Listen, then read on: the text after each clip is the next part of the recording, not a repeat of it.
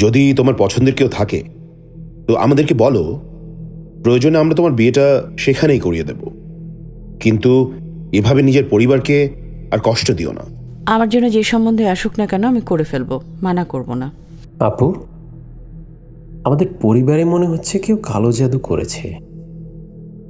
মনে আছে সেই তাবিজগুলোর কথা যেগুলো তোমাকে ফোনে বলেছিলাম? আর আমাদের বাড়ির উঠোনে তাবিজের হাড়ি বের হওয়া, আব্বুর হঠাৎ ইন্তেকাল, আর আম্মুর স্বাস্থ্য দেখো দিন দিন কেমন খারাপই হয়ে যাচ্ছে।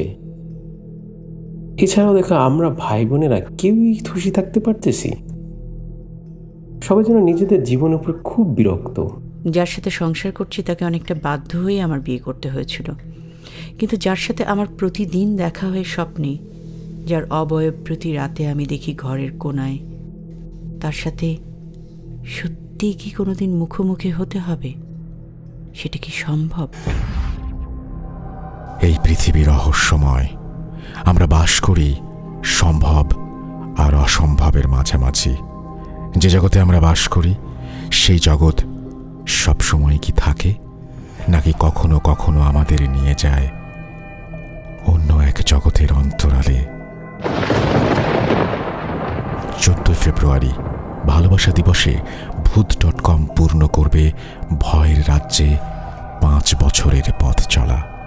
বিশেষ এই দিনটিতে আমাদের বিশেষ আয়োজন, অন্য জগতের সুতো। আসছে শুক্রবার রাত 11:59 উইথ RJ রাসেল।